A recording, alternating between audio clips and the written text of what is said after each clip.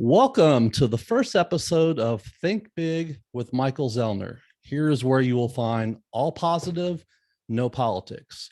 I will be bringing on podcast guests from all different walks of life, careers, and experiences. And with that being said, I'm really excited and I'm honored to bring you my first guest on my podcast. He is the radio voice of the Memphis Grizzlies, Eric Hasseltine. Eric, welcome to my show. Michael, thank you for having me. I'm honored to be a guest. I'm super excited to talk to you today, and it's going to be a lot of fun. Eric, what would you say is something interesting about yourself that most people don't know? I kind of share a lot about myself during our broadcast. So everybody knows I have a 10-year-old son that is playing youth baseball and trying to make his way as a young wannabe athlete, student, fourth grader, still being a kid. I have a daughter that lives in California. So something about me that people don't know. Wow, that's a good one. I very nearly was not here. I don't know that a lot of people know this part of my story, in that I was very close to just giving up. I had put out a lot of feelers when I got to the stepping stone point of my career past working for the college. And I had taken a look at some TV opportunities, but I was very close to just kind of letting go of the media dream and accepting that wasn't going to happen, even though I didn't want to. I was still going to kind of hang on in the background and work at a TV station in Sacramento on the weekends. But I was going to Lake Tahoe to work in the casinos and at a beach resort where I had worked one summer, and was actually going to try to buy the beach resort eventually from my owner, where I would have just been, a lifelong resident of Tahoe. Thankfully, the resort decided not to renew his lease. And 2 days before I left, the radio station that I eventually began my professional broadcasting career, because in college, you can't really call college radio professional, even though I made a little money doing sales and stuff. Right. They called me as I was packing my car. And so I don't know that a lot of people know that. My father was a politician, is something that a lot of people don't know. While he was alive, he was a city councilman in California, then a county supervisor, and ran for state assembly, and pretty much had the race won until, ironically enough, a radio host made a stupid joke in a room that did not go over very well, and it kind of hurt my dad's candidacy, which later in life he told me he thought was probably the greatest thing that ever happened to him, despite the fact that he was a very good politician, ran as a Democrat, but was the type of politician that if you were a Republican and had a good idea, it was a good idea. If you were a Democrat and had a good idea, it was a good idea. It wasn't a Democratic good idea and a Republican. It was, if this is a good idea and good for our community, let's do it, whether or not you're in the right party or not. And he was smart enough to look past that.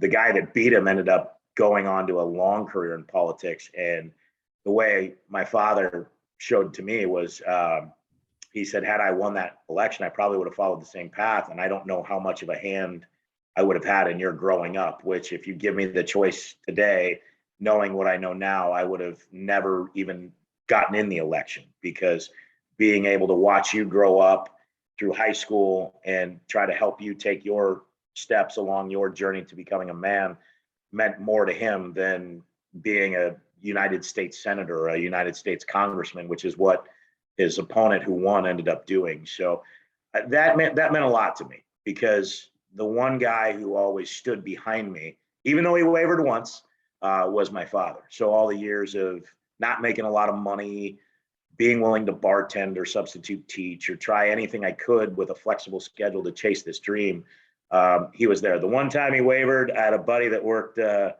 of college for Hewlett Packard in logistics, and he was a terrible, I love my friend to death, he's like a brother, but he is a terrible public speaker. He just can't do a speech without just getting lost and getting nervous. And that's sometimes, that's some people's phobias. Sure. He was willing to hire me as his basically right-hand man, teach me the logistics industry if I could do all of our presentations. He felt like there was monetary value in that, and offered me more money than I had really ever thought I would make at that time coming out of college. I think it was something like a $50,000 base in 1996 and then bonuses. And I called my father and he said, so what'd you do? And I said, well, I told him if I, get a call from a minor league baseball team for $1,000 a month, I'm going to go take the minor league baseball job and figure out if this is what I can do. I know he'll always be there. And my dad goes, yeah, but could you do both? And I said, no, I can't. If I give it to him, I got to go all in. He goes, yeah, I guess you're right. But remember, that job's always there. So I think he felt safe knowing I could find something else. But that's a couple things. Like I said, Mike, I always try to be pretty forthcoming. I always felt like in the radio industry, we connect with people that are real, Right. guys that can just sit there and regurgitate facts and storylines and call a game, but it just sounds like they're just part of the picture, not part of the fan base, are guys that, yeah, they can have long careers, but your fan base is much more able to relate to you when you give them some of the human side of you, not just the guy that works for the team. That's great. I totally agree with that.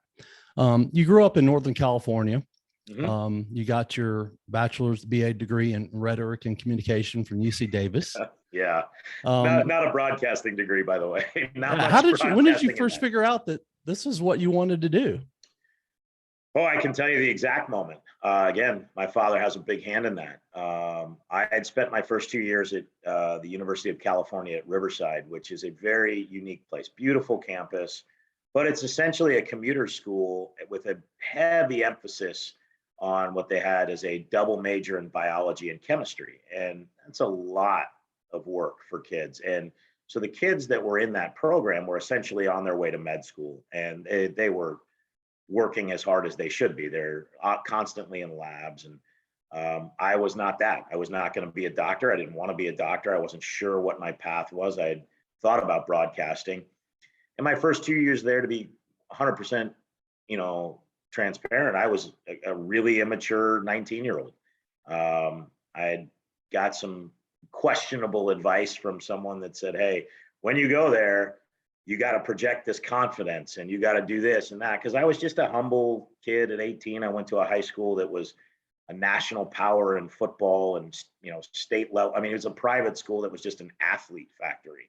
So as I was a decent player growing up, I wasn't going to play on our teams. I could have transferred. But the lesson I learned from that was, hey, look, at some point, you're just not quite good enough and you take a different path.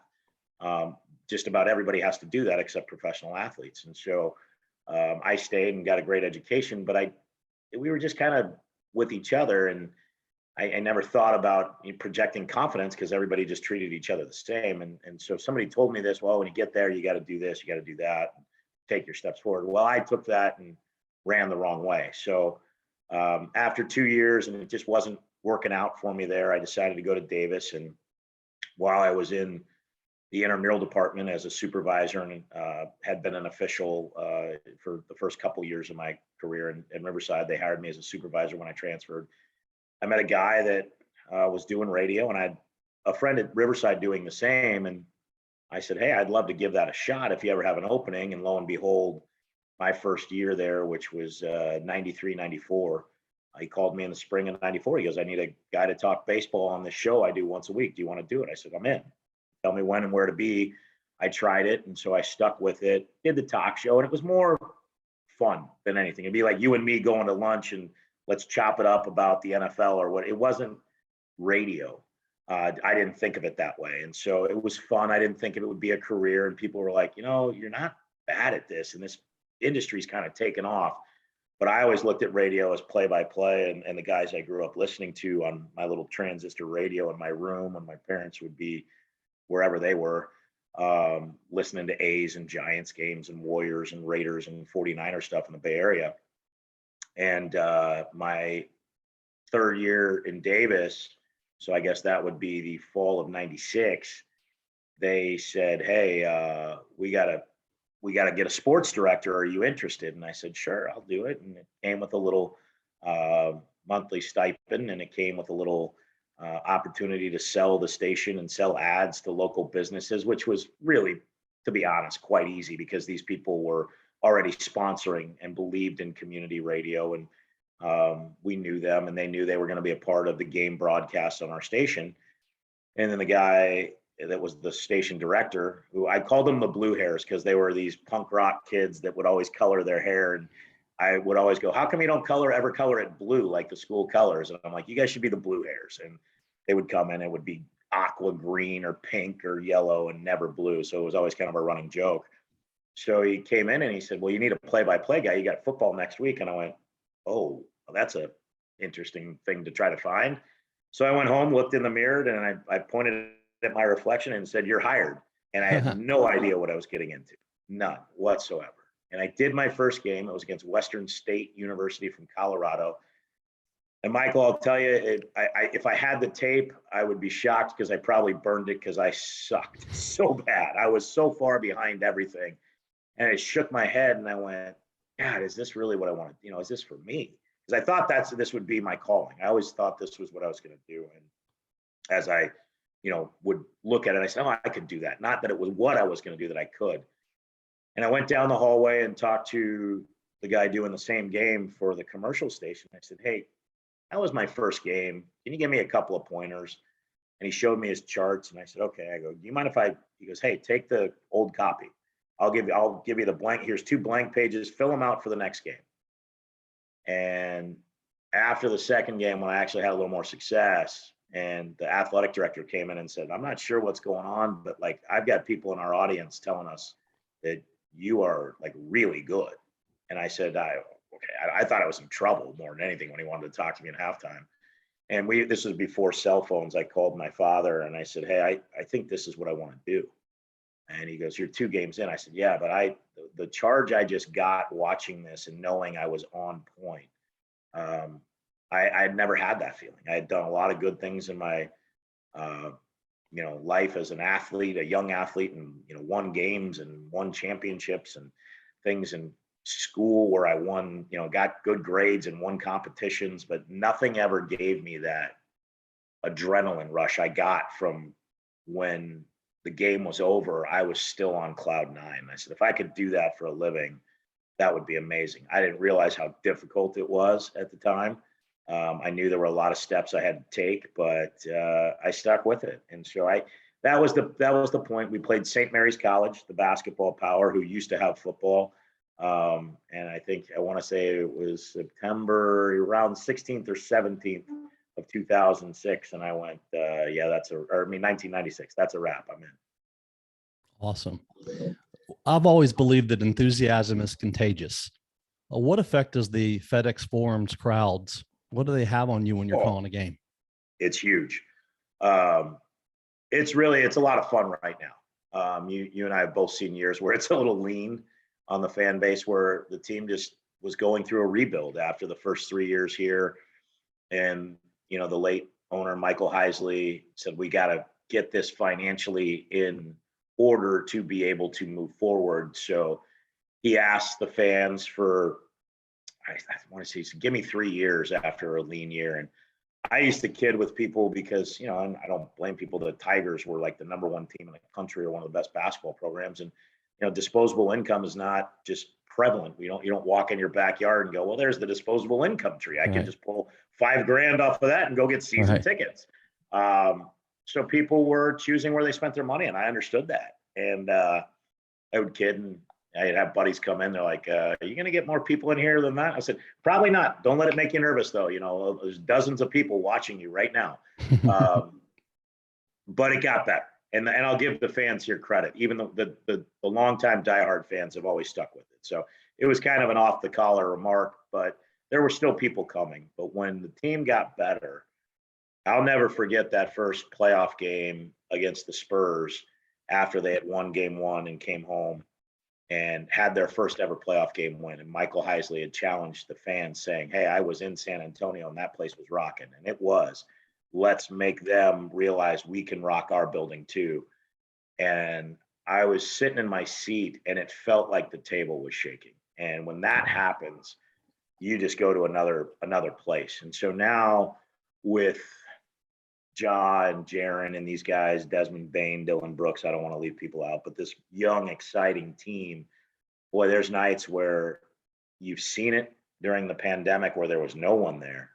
And now you've seen it with them there. There's just a different feeling. The positive energy is huge. And I mean, look, there can be negative energy in gyms. We go to some places and we've got people calling us every name in the book, but I try to channel their negativity and turn it into a positive, thinking, yeah, but if we were wearing your jersey, you'd love us.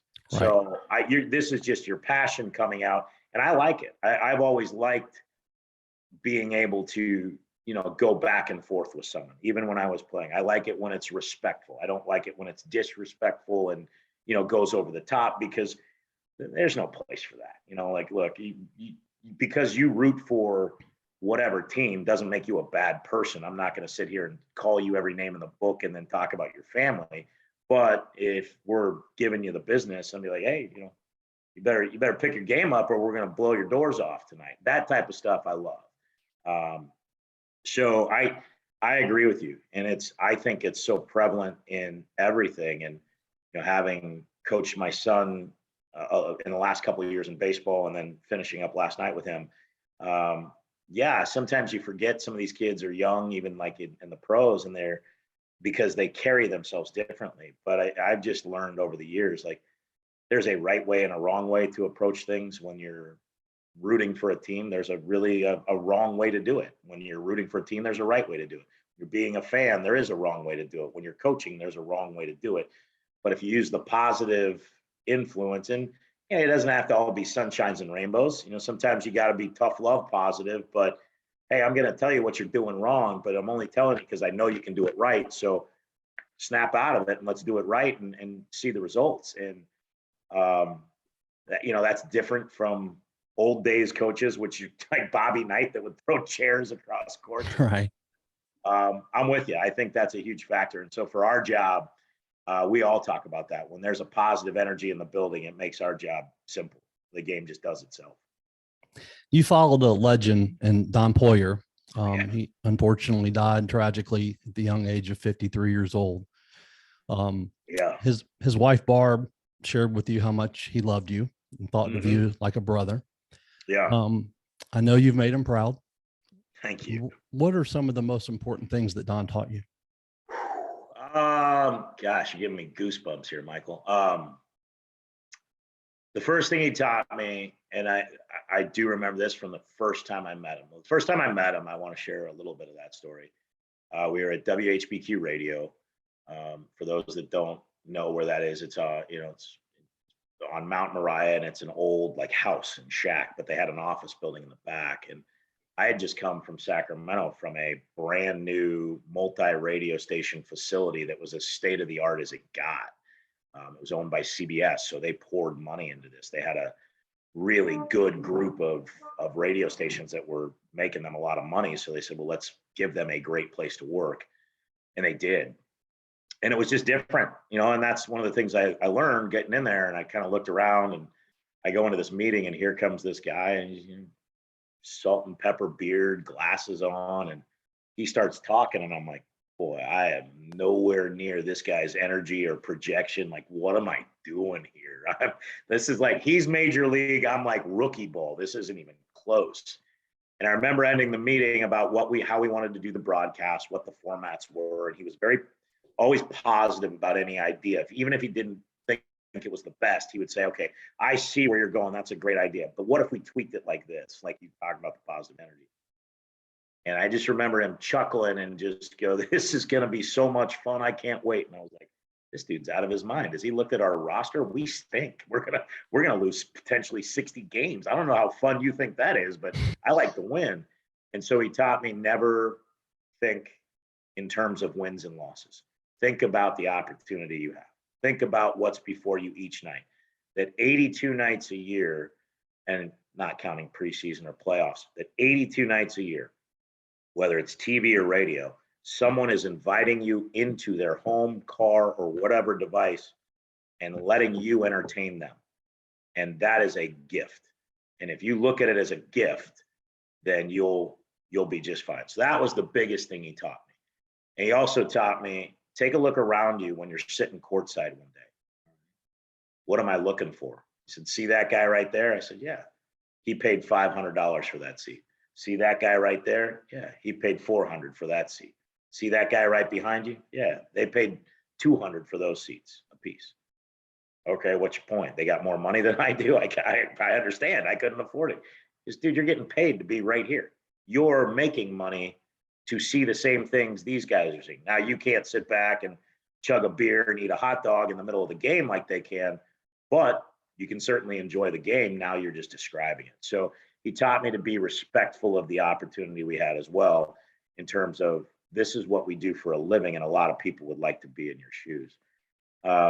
Other things, he taught me how to be a good father, an absentee father. His kids lived in Washington, and there wasn't a time that I remember in the 3.5 years I was with him that he wasn't beaming about his three daughters, talking about them, trying to make plans to go see them, looking forward to road trips to Portland and Seattle so he could just drive an hour and get a burger with one of them.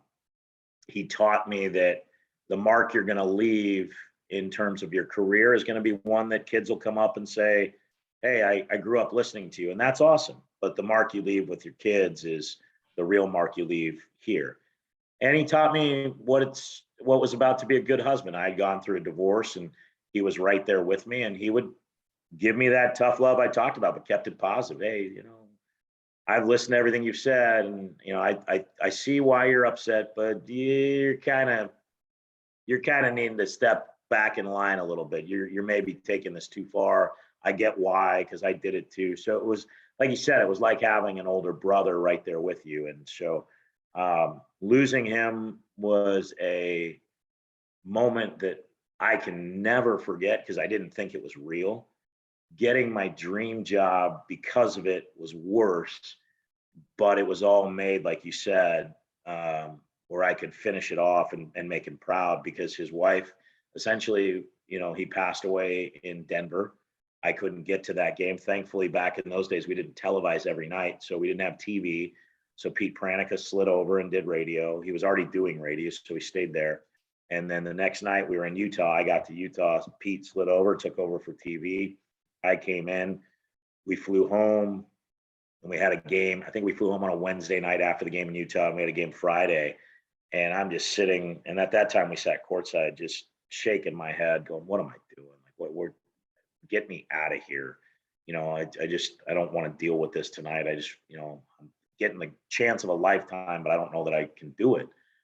And this hand came up and grabbed my shoulder, and I'm like, I'm ready to turn around and go, "Hey, stop, touching me." And it was Barb, and she was with the girls. And, she said, "Hey, come here." And I hopped over the table and I saw her, and she just said, "Hey, none of that." Because I was not holding it together. She says, "None of that. You gotta get it out right now. I'm giving you a few minutes, but when this is over, it's done. And you go sit in that chair and you do the job he knew you could do, because you're the one person I know for a fact he would have picked if he knew this was coming." He said it wouldn't have been anybody but you. And so make him proud. And that, without those words of encouragement, I don't know that I could have gotten through it. His three daughters all gave me a hug and talked about how he would talk about me to them. And they were a few years younger. The oldest was not much younger than me. The middle one was probably, 5 or 6 years younger.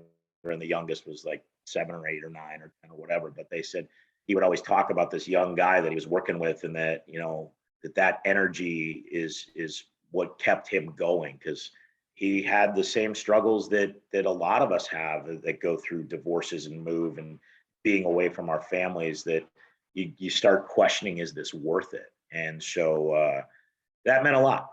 That meant a lot. He taught me so many things. And I think every day when I watch our team now, or when I watched in the grit grind years, I'm like, gosh, how much fun would Don be having with this right now? He would be on cloud nine now.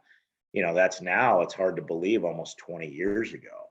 And so would he have said, "Hey, I've enjoyed this. I'm going to ride off into the sunset with my bride, and we're going to do the things we want to do, and, travel the country"? Or would he try to be one of those guys that pushes through till, into his late 70s, early 80s, like some of our announcers are? And I honestly don't know that I could answer that question, because he was such a diverse and multifaceted guy, which was what made him so special. And we still, and I know it's a long answer because that's what radio guys do. I talk with the trainer for the Toronto Raptors, who was our head trainer, Scott McCullough. And there was a group of us that golfed. It was Scotty, myself, Barb, and Don. And we probably played golf once the season ended until Barb and Don would hop in what they called their land yacht, a big Winnebago, and drive across the country. We probably golfed 2 to 3 days a week. And through the radio station at the time and through people I knew, we had a lot of places that would, give us opportunities to play golf for affordable rates. I mean, we still paid, but it was great. And that, to Don, that was like heaven. Like, that someone just recognized him and wanted him, like, hey, please come play golf at our place. We'll charge you a weeknight twilight rate and give you a cart just if you guys are just here and take a picture. And he thought that was the coolest thing ever. But Scotty and I talk about it because Scotty was really, really close with him too. He came with him in Vancouver. And even Scotty and I still to this day can't figure out what would he have done, because we just never knew. He was always so happy doing what he did, but he was also so happy being a father, and now he would have been a grandfather. And that's the things we look at and go, boy, I feel so, I don't want to say sorry because the memories are there, but for his grandchildren that are alive now, for them not to have known their grandfather is tragic to me, because he's the guy that, you see those kids that you grew up with where their grandfathers are the cool grandfather that come in and just take over the room. And that's who he was. And they didn't get that. That was unfortunately not, that wasn't something they were able to experience just through nobody's fault, through one of those, why did this happen medically? Like, there was no sign of it. It was sudden. And I think Barb said it best when, we were at the service. She said, it's, for the person who's taken from you suddenly, that's the easy part for that person. They're gone and they don't know the difference. But for the remaining family, when there's no warning and that's the harder thing. I lost my father to dementia, but it was a 10-year process. And at a certain point, you just knew, like, hey, he's not living his life. This is going to eventually come to an end, and we know it's coming.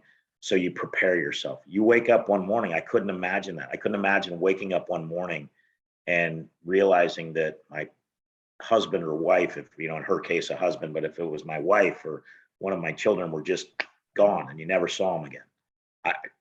Her strength gave me strength, because I would have been like, dude, I'd have closed the blinds, locked the door, started calling for takeout food, and probably, just kind of holed up and disappeared. And she did not. And so I that meant a lot to me too, because she was always there to support us through what was obviously probably the most difficult time in her life. Thank you for sharing that. I know that. Yeah.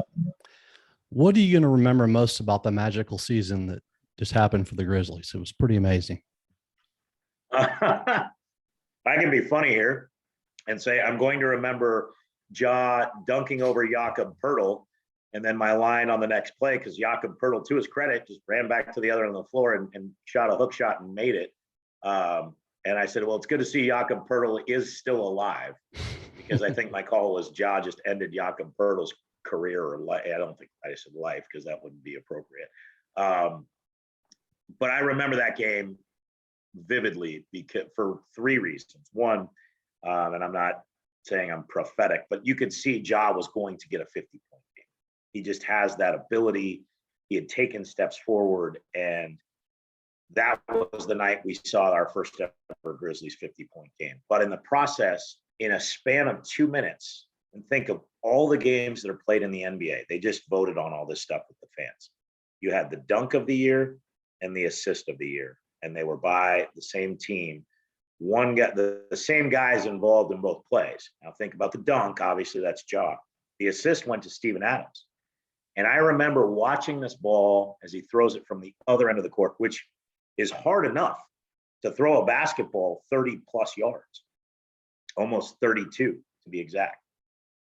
And this ball's up in the air, and I watched Ja start tracking it. And in my head, I didn't say the expletive. I said, holy F, he's going to go after this. And he, in my head, I'm obviously on the air, I can't say that. And so as he elevates and gets it, he's got half a second and just takes his hand, it hits his hand, and he just pushes it up. And when he shot it, I went, holy F, that's going in. And so it was, and thankfully the call didn't hear that, but it was just the most unbelievable scenario I could have, I mean, like play athletically and pinpoint accuracy wise. So that game's always going to stick out to me because I think also that night we saw a passing of the torch. Southwest Division's been dominated by San Antonio for years. We saw a little bit of it last year, but there were injuries in San Antonio last year. So a lot of people said, hey, wait till this year. And they started out okay. Dallas obviously is a factor. Houston is in rebuild, and New Orleans had all their injuries. But Greg Popovich is the standard bearer. And Taylor Jenkins came from his coaching tree. And so at the end of that game, I watched, and Greg Popovich is always great. You know, for all the people who think this is this cantankerous old guy, I always like to joke, if you've seen the movie The Hunger Games, yeah, that there's kids walking around going, Mommy, why is President Snow screaming at the officials like this? Because he looks just like Donald Sutherland did in The Hunger Games. Yeah. And so when he has the beard, and so yeah, there's President Snow just realizing it's coming to an end. But he's always been great. He's great with Dave Yeager. He's great with Lionel Hollins. I always say he's great with other coaches. He has a tremendous amount of respect for the profession. But watching him with Taylor Jenkins was different. That was obviously one of his guys. And they talked for a good couple minutes. And you could just kind of see Coach Jenkins absorbing these words. And without being known what was said, I'm going to guess. And I actually have it on good authority afterwards because I asked him pretty directly, like, what was it all about? Like, you don't have to get into verbatim. And he confirmed what I thought, that here was arguably the greatest coach in the history of the NBA. He's won more games than anybody ever has, saying, you are on your way to what is going to be a phenomenal career. And I could not be more proud of you. And that's awesome. So to me, that's one of them. You know, Ja being Ja, and I think the camaraderie, though, overall of this group is the other thing that's going to stand out. This is my 21st season, and we had great groups. You know, the Grit and Grind group was great. The young guys with Powell and Shane in the early days were great. For me, that first year or two with Jason Williams, because I knew him in Sacramento, meant the world to me because we had developed a friendship, and it was fun to just joke around with goofy old Jason. And, you know, we were not that far apart in age at the time. And so we could relate to a lot of the things of switching from a really, really high level situation to a rebuild and then watching it turn around, and Jason being a big part of that was fun to watch because it meant a lot to him. But the camaraderie of this group, I've never seen anything like it, Michael. I mean, it would be a regular season game in March, and these guys, it was a big win over a good opponent, and they would get Joe Murphy, our team photographer, who's a phenomenal photographer. I recommend, just a side note, if anybody's on Instagram, go look up Joe Murphy photographer or Joe Murphy, you know, photographs. And he shoots outside the Grizzlies for the NBA for the finals. He's so good. And he has captured amazing moments. I mean, they just look like they're not real. They're so good. And they'd get Joe and they would take a team picture. And I said, well, what do you do with those? He goes, they all want a copy of it. They all want copies of this. They all want to remember this year. And I don't ever remember hearing that. And I remember years we'd have guys on headset, and after a post game, you know, it's the typical, hey, great win. What happened? Blah, blah, you did this. Great. All right, cool. I can't tell you how many of the wins this year, one of these guys would put on a headset, and either Ja Morant or Jaren or one of the stars that had done something else would come over and tout him up and talk into the microphone, and they would laugh about it. And they would always talk about what it meant, like what it meant to be in that locker room. And that's just not normal. Like people would ask me around the league, and we talk as radio and TV announcers prior to the game. They're like, what's different with this group? I said, they legitimately 1 through 17. I include the 2 guys that were on the 2-way contracts. 1 through 17 love playing for one another. They love coming out and competing with each other in practice and then alongside one another in games. And it came through, and it's special. And the thing that sucks about the end of a season, be together the same. they're just not. That's the way the ball rolls in any sport, whether it's high school, college, or pro, youth sports. You are never going to have the exact same roster the very next year that you had the year before. It's just where we're at. And that's tough, because when it came to an end, you realized how special it was. And when you saw those guys on the plane flight home and saw their families and fans waiting for us as we landed after a loss, and you knew it was something special. So that to me will be it. There will be many, many more moments for this core group of players and coaches. There will be many, many more moments for this organization moving forward that will probably go to higher levels and hopefully a championship one day. But this is going to be the group that got that ball rolling. You mentioned the grit and grind teams, and we had obviously the grit and grind teams of the 2010 with Mike, Mark, Yep. Tony Allen. And now we have the Ja Morant led team of the 2020s. What do you feel the differences in the two teams? Two very different styles, because of the way the rosters were put together. That grit and grind team knew who they were. See, this is the great thing about both of them. Although they're different, they're similar in one very, very important manner for success in the NBA. They know their identity. They know their culture. They know who they are. That grit and grind team was going to have a very hard time transitioning into what the league has become. And we saw that in the series with Golden State that they lost, where the Warriors went on to win the finals, the year Mike Conley had the busted face. They just couldn't keep up with the amount of scoring a team that can really shoot it from the outside could do. And because they were so spread out, it was nullifying the defensive prowess of a group that was built around defending the interior, attacking the interior, and picking and choosing your spots to shoot threes. Well, here comes Steph Curry and Klay Thompson, and they're shooting threes from the rafters. They're shooting from anywhere in the building and making them. And you're like, oh, man, how do you make up for the difference? Well, they would make up for it with most teams. But when you get to the highest level, and you get into the playoffs, that's where it becomes difficult. But they knew who they were, and they didn't try too hard to get away from that. Now, a change in coach, a year where you have a bunch of injuries, and then a new coach comes in and wants to employ his style. The team's now 6 years into their run, really 8 years together for the most part. It changed, and they got older. And, those guys didn't all come in and grow up together. So the biggest difference to me is where that Grizzlies group, although you could consider Marc Gasol organic because he began his career with the Grizzlies, he still was traded for. Mike Conley was the one draft pick out of the core four that was drafted by the Grizzlies. Tony Allen was a free agent. Zach Randolph was a trade piece. All of that roster, if you go back, and I love going back and watching some of those games when they replay them, and you see Courtney Lee picked up in the offseason. Nick Kalathis picked up in the offseason. Costa Koufos picked up in the offseason. There weren't many draft picks that were still there that were contributing. Now go to this year's team. Ja Morant, selected by the Grizzlies. Desmond Bane, selected by the Grizzlies. Dylan Brooks, although technically selected by the Rockets, selected by the Grizzlies. Jaren Jackson, selected by the Grizzlies.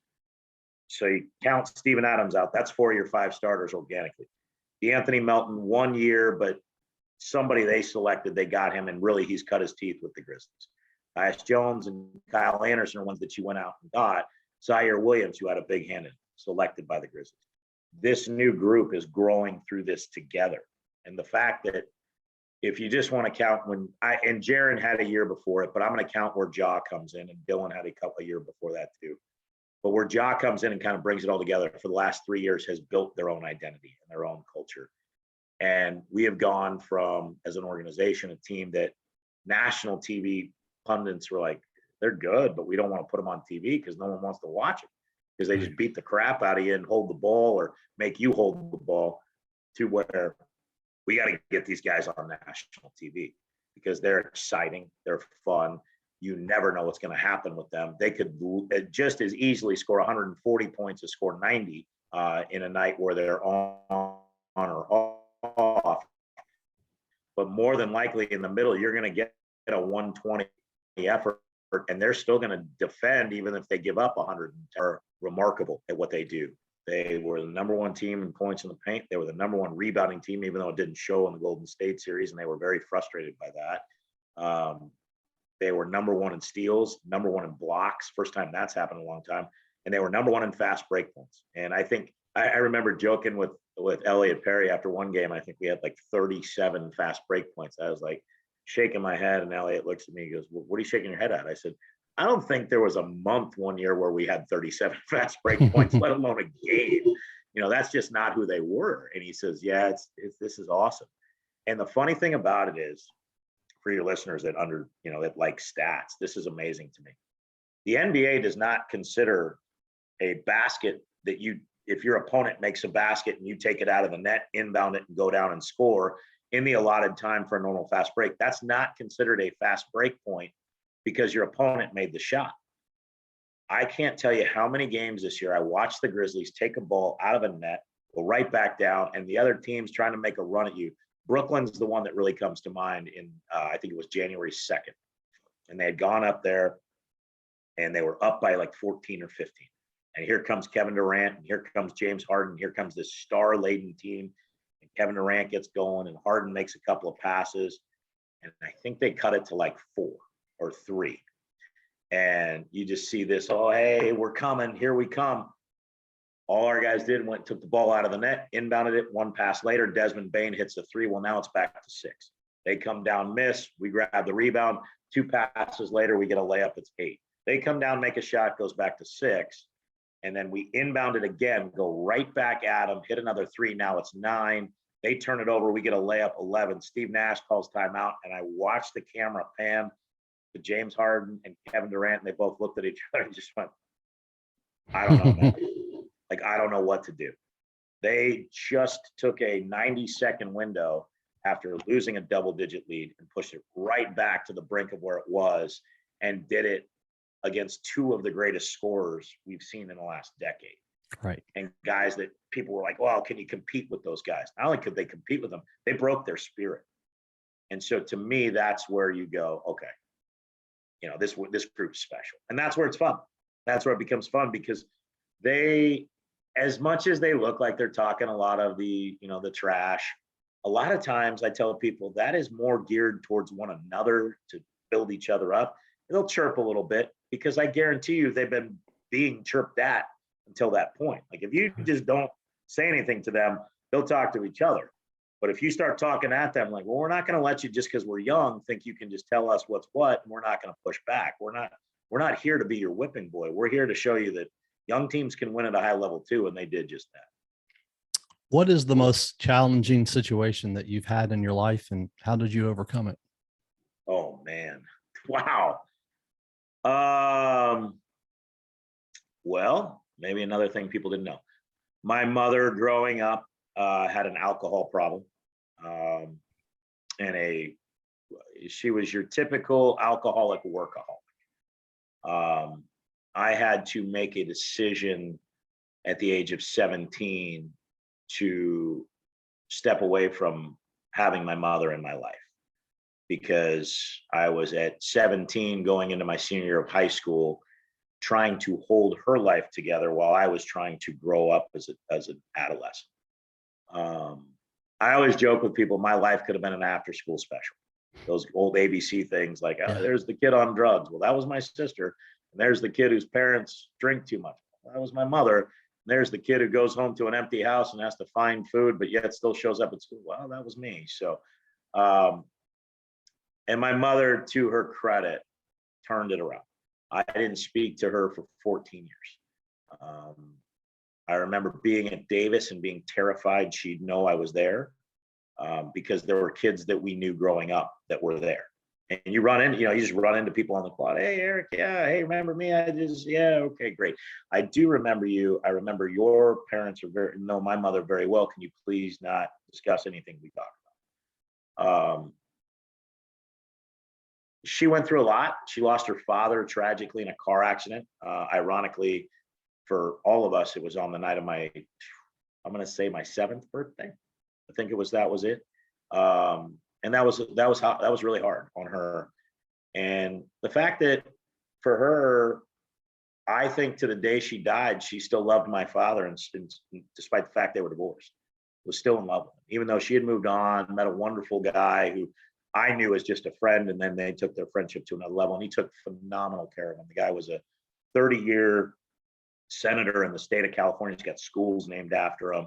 Just a quirky old dude that once tried to pass a bill because back in the 80s, if you went to the grocery store, it said fresh frozen fish. And he sees this and he says, well, it can't be fresh if it's frozen. So he literally passed a state law that you couldn't call things fresh frozen.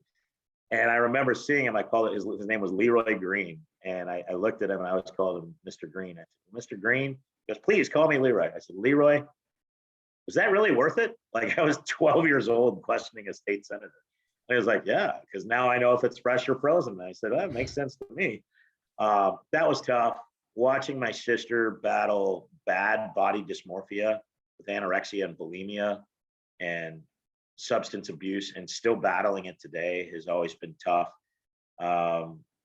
And, you know, for me, going through a divorce and essentially watching my 1-year-old daughter get packed up and move back across the country to California, where I essentially had to stay here so I could keep the job and pursue a career where I had now reached a really good level at, and could make a long-term option for taking care of her and any other family members, now her brother as well. Ironically enough, this job can wreak havoc, and so I'm not with his mother either. But staying into that for my kids. And I think the way I got through all of it, Michael, was believing that everybody's going to have things in their life that are difficult. And I'm not trying to sound harsh. Your friends are there for you, but at some point you've got to say, hey, I'm either going to pick myself up off the ground and get up and swing and punch and fight and kick and scratch and claw and beat this, or I'm going to let it consume me. And you and I were talking about a little bit before we started this. I have a big belief in when you're having a hard time, it's okay to want help. It's okay to say, hey, I need to talk to somebody. I still to this day do it. I still have things that get to me at 49, about to turn 50. I don't have all the answers. When I watch my son struggle, when I watch my daughter struggle, I call my friends, their parents, hey, how did you go about this? What should I do here? Your friends are there for you. But if all you're doing is asking and not processing and then being a participant in it, taking what you've heard and implementing your own beliefs into it, then it's going to go nowhere. You might as well just stick your car in the mud, spin the tires, and just stay in the same spot. You have to participate in your own rescue, in your own saving graces. And so I learned that growing up. And yeah, did my 8th grade year, where my mother was, never around, have its ups and downs? Of course, it had its ups where, because of that, I threw myself into playing every possible sport. I was on our football team. I was our quarterback. I was on our basketball team. I played volleyball, even though I was a midget. I played tennis. I played baseball, not very well, even though I got better at baseball exponentially as I got a little bit bigger. But I did anything and everything I could to stay occupied. Did I fabricate the truth with my mother about how much school lunch cost so I could make sure I had money for dinner? Yeah, of course. I did all those things. Did I do stupid things? Of course. I let friends of mine at 13, 14 years old smoke cigarettes and drink alcohol in my house because nobody would ever know, because my mom smoked in the house and would drink too much and not remember how much she drank. And I was like, hey, come over here. And, that's part of the mistakes you make. So as I got older, I said, okay, that wasn't the best of choices. I always wanted to work. I always wanted a job, even at like 14, 15. I would beg my father when I moved down to go through high school in his home, can I go get a job? Well, as long as it doesn't affect your studies. Well, of course it did. Sure. The first year. And I look back and, the point I'm getting to is I look back and I can say this. I told my daughter this. I said, I'm super proud of you. She got in the college of her choice, and it wasn't like Ivy League or anything. It was UC Santa Cruz, but that's where she really wanted to go. That's where she identified. I was like, You've worked really hard. I hope it works out for you. If it doesn't, we'll figure out a way. Well, it did. And she said, well, what was your college application like? I said, yeah, if I could have just eliminated the first semester sophomore and the second semester junior year, I could have got a lot of different places, but I didn't. And I screwed up in both of those because I got overconfident and arrogant, or I could do this and I could do that. But I told her I had the wherewithal to also look in the mirror and said, the only person that's on is you. It wasn't your teacher's fault. It wasn't your parents' fault for not being home at 3:45 when you got home to push you to study. It wasn't your boss's fault for scheduling you too many nights. It was your fault for when you got home, sitting on your butt, watching TV or getting on the phone or talking about girls or going to, practice a little extra. I didn't put in the necessary time. And I learned through my father, thankfully, at a very young age, and by young, I mean like 14, 15, that you control it and as best you can. And if you can't, that's when you step up and say, hey, I need help. And more than likely, you're going to find it. So the toughest things have always been more personal, career-wise. I've never been through a battle of, I've been fired from one job and I deserved it. I undercharged a friend of mine for a couple of beers and a couple of glasses of wine at a brew pub I worked at. And we had just had a conversation the day before about making sure we charge everybody the right amount because people are giving away too much free stuff. By the way, the guy behind me is just handing away liters of this beer, which is great. It's an awesome brewery. But I got caught. And when I had the meeting, I said, hey, the decision's yours. Like, I know what I would do. I would fire me, basically. I didn't say that. I said, I know I'll never do it again, but I violated your trust. And they fired me. That was the only time I got fired. And it was actually probably the best thing that happened for me because it kicked me in the butt to keep pursuing radio. At the time, I was right out of college. And the money was nice and it was easy. And you could, live at that time for what I was making. But I learned that you've got to be able to accept responsibility for making mistakes. The message I gave a young man last night when we were at our baseball game, it was the end of the year all-star game in my son's league. And this kid has just got natural gifts that we were coaching, but he hasn't played a lot. And he struck out to end the game. And I pulled him aside. I said, hey, Blake, I said, listen, you've got one of the most naturally athletic swings and pitching styles I've seen in this league. And I said, yeah, some of these kids on this team are maybe a little more advanced than you because they practice more. I said, here's the one thing about baseball that's great. It's the one sport you can fail at 7 out of 10 times and be an all-star. I said, you're a basketball player. Do you make every free throw? He goes, no. I go, do you make every jump shot? He goes, yeah. I go, you make every jump shot? He goes, yeah. I go, well, then stick to basketball. You're good. And he laughs. His dad's chuckling. I said, I know you don't make every jump shot. I said, even in basketball, you're going to fail.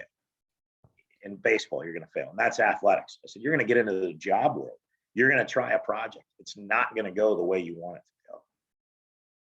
Pick yourself up and say, okay, what did I learn from that? And I think too many times we get caught as a society of trying to be perfect. We have this idea of what perfection is, whether it's money, whether it's family, whether it's, status in the community, whether it's where your career went. That's not it. There is no perfect. Nobody's perfect. If you were perfect, you'd be boring. Michael, if you were perfect, I'd be like, well, I really like Michael Zellner, but it's kind of boring to be around him. Why? Because he does everything right. He never makes a mistake. We don't ever say, hey, I got you. Or if that was me, hey, I got you. I'm not perfect. I've made mistakes.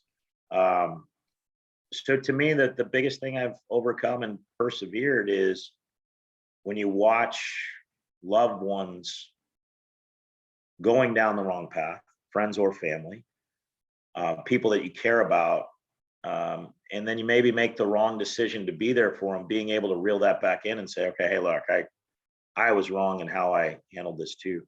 I guess it's just being able to admit that we don't have all the answers and we never will. So if we can't learn from our mistakes, what are we doing? And we're going to make them. We're going to make them with our kids. We're going to make them with our friends. We're going to make them with our spouses, significant others. We're going to make them with our enemies. We're going to make them with our bosses, our employees. We're going to screw up. can we be strong enough to look in the mirror and go, hey, dummy, do it different next time, to ourselves, and not say, boy, I got all the answers. That guy that just made that mistake, that's all on him. And so I think that's the best that I could answer that. And it maybe isn't exactly the answer, the way people would think, but I think having the wherewithal to say life's not perfect and we can accept that is huge. And that leads me into my next question. What are the most important lessons that you've learned in life? Well, that one, this one's going to sound a little harsh, but I feel comfortable saying it. There are times where you have to step away from someone who seemingly is not willing to help themselves and say, hey, I love you, but until you're willing to be a part of this, I can't live your life for you. So that's one of them. I think for the lesson I try to teach both of my children is I would have never imagined that my career would be right here. You just never know what life is going to bring you. And you never know what's going to happen. And you may miss an opportunity or pass on an opportunity, whether it's in relationships, whether it's in business, whether it's in your family. I mean, I think back sometimes and go, well, what if I had done this? And I stopped doing that because who cares? The what ifs don't matter. Well, yeah, what if I had known that Bitcoin was going to be worth, its weight in gold and then some? Great. I watched the same movie everybody watched in like 2002, where it was this story about this kid that, transforms whatever narcotics into Bitcoin for a guy who gets caught in a bad situation. And he finds his way out of it. And it was like, hey, maybe this Bitcoin thing's going to work. And I was sitting there going, Bitcoin? No way. Like, no one's going to trade money like that. It's too easy to steal. Lo and behold, here we go 10 years later. Can you look back and go, what if I would have known? Oh, hey, what if I would have known, that Robert Pera, our owner's business, was going to take off by leaps and bounds. And I just said, hey, take all of my salary and put it in your stock. I could retire. Great. But if I sit there and break myself up over not taking that chance, it's okay. Learn, though, to me, is learning that when you want to take a chance, it's okay to fail, as long as there's room for failure. And I guess maybe not the best way to do it. I equate it to gambling. And I, having worked in a casino and having a lot of friends who like to gamble and, on everything, sports, it's fun. There's a reason they open casinos. People enjoy it. Sure. I will get asked a lot, hey, do you want to go down to Tunica tonight, or do you want to go here? And I'll be like, no.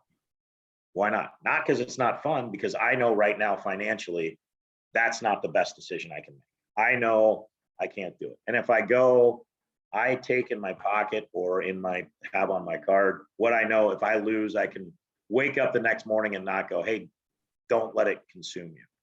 So when you gamble, we get so caught into, I gotta win, I gotta win, I gotta win, I gotta win.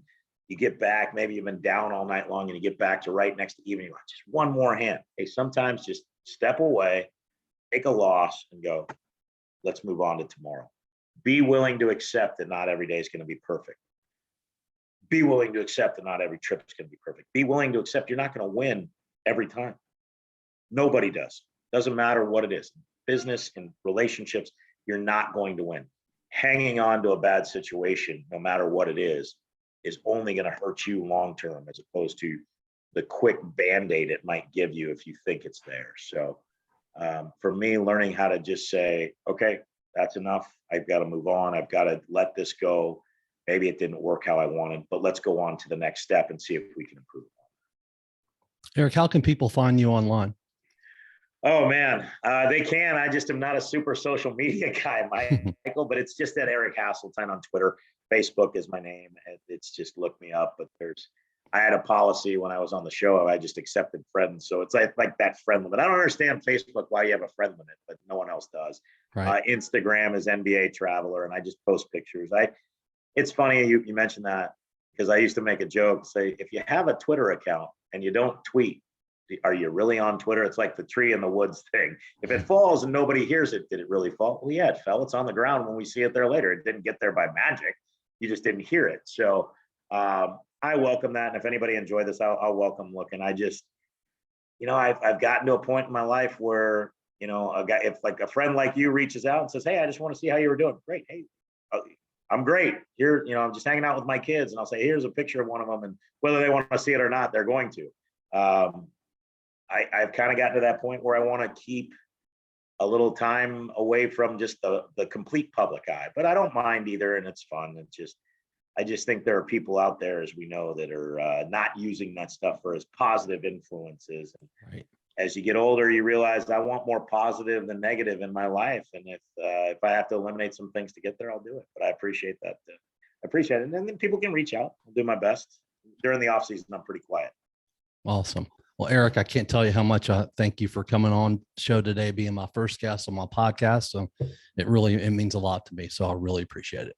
My brother, when you asked me and I had no idea I was the first guest, now I'm even more honored. I am so happy for you and moving forward. And, I'm here anytime you need me, and all you got to do is pick up the phone. And I'm sure this podcast is going to help a lot of people, as you say, think big and think positive and move forward. And I've got to find out from my house where you got that Apollo Creed versus Rocky Balboa poster, because if I am ever in your house and it is no longer there, you know where to find it. It will be in my pool room sitting here.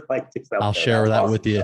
I'll need that information. Now, hey, it's my pleasure, and I love you, man, and I appreciate everything that you've always done for me.